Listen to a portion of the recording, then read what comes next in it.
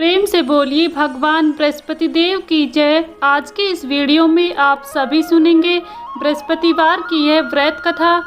बृहस्पति देव का पूजन करने व व्रत कथा को सुनने व पढ़ने से सभी मनोकामनाएं साधक की पूरी होती हैं।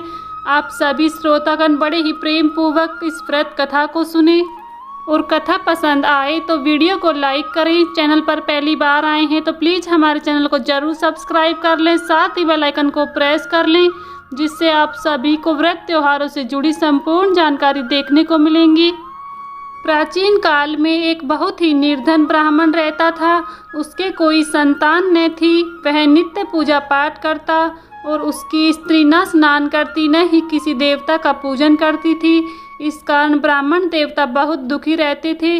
भगवान की कृपा से ब्राह्मण के यहाँ एक कन्या उत्पन्न हुई। कन्या बड़ी होने पर प्रातः स्नान करके वह भगवान विष्णु का जाप करती थी। बृहस्पतिवार का व्रत भी करने लगी। पूजा पाठ समाप्त कर पाठशाला जाती, अपनी मुट्ठी में जौ भर के ले जाती और पाठशाला की मार्ग में डालती जाती। लौटते समय वही जौ स्वर्ण के हो जाते तो उनको बीनकर घर ले आती। एक दिन वह बालिका सूप में उन सोने की जौ को फटक कर साफ कर रही थी।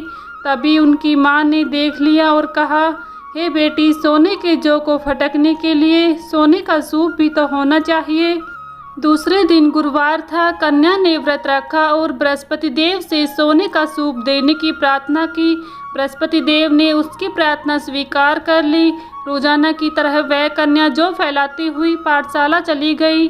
पाठशाला से लौटते समय वह जौ बीन रही थी कि बृहस्पति देव की कृपा से उसे सोने का सूप मिला।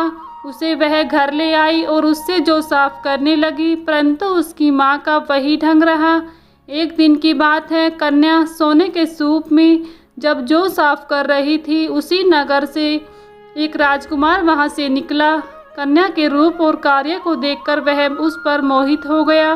राजमहल आकर वह भोजन तथा जल त्याग कर उदास होकर लेट गया।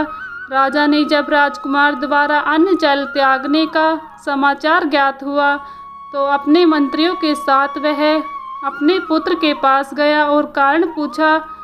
राजकुमार ने राजा को उस लड़की के घर का पता भी बताया। मंत्री उस लड़की के घर गया। मंत्री ने ब्राह्मण के समक्ष राजा की ओर से निवेदन किया। कुछ ही दिन बाद ब्राह्मण की कन्या का विवाह राजकुमार के साथ संपन्न हो गया। कन्या के घर से जाते ही ब्राह्मण के घर में पहले की भांति गरीबी का निवास हो गया। एक दिन दुखी होकर ब्राह्मण अपनी पुत्री से मिलने गए। बेटी ने पिता की अवस्था को देखा और अपनी माँ का हाल पूछा।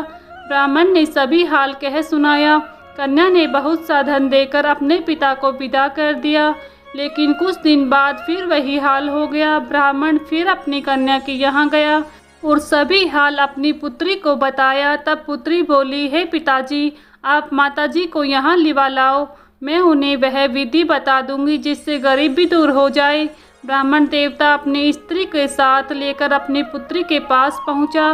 तभी पुत्री अपनी माँ को समझाने लगी, हे माँ, तुम प्रातःकाल स्नान आदि करके विष्णु भगवान का पूजन करो तो सब दरिद्रता दूर हो जाएगी। परंतु उसकी माँ ने उसकी एक भी बात नहीं मानी। वह प्रातःकाल उठकर अपनी पुत्री के बच्चों की जूठन को खा लेती थी। एक दिन उसकी पुत्री को बहुत गुस्सा आया। उसने अपनी माँ को एक कोठरी में बंद कर दिया। प्रातः उसे स्नान आदि करा के पूजा पाठ कराया तो उसकी माँ की बुद्धि ठीक हो गई। इसके बाद वह नियम से पूजा पाठ करने लगी और प्रत्येक बृहस्पतिवार को व्रत करने लगी। इस व्रत के प्रभाव से मृत्यु के बाद वह स्वर्ग को गई। वह ब्राह्मण भी सुखपूर्वक इस लोक को सुख भोग कर स्वर्ग को प्राप्त हुआ। इसी तरह बृहस्पतिवार के दिन चने की दाल व गुड़ जल के लोटे में डालकर केले का पूजन करने से और कथा पढ़ने व सुनने से भगवान बृहस्पति देव साधक की सभी मनोकामनाओं को पूर्ण करते हैं। तो यहीं पर बृहस्पति देव की यह कथा संपन्न होती है। प्रेम से बोलिए बृहस्पति देव की जय। अगर आप सभी को हमारी यह कथा पसंद आई है तो प्लीज़ वीडियो को लाइक करें। चैनल पर पहली बार आए हैं तो प्लीज़ हमारे चैनल को ज़रूर सब्सक्राइब कर लें, साथ ही बेल आइकन को प्रेस कर लें, जिससे आप सभी को व्रत त्योहारों से जुड़ी संपूर्ण जानकारी देखने को मिलेंगी। मिलती हूँ नेक्स्ट वीडियो में। तब तक के लिए सभी को राधे राधे। जय श्री कृष्णा। भगवान बृहस्पति देव की कृपा आप सभी भक्तों पर सदा सर्वदा बनी रहे।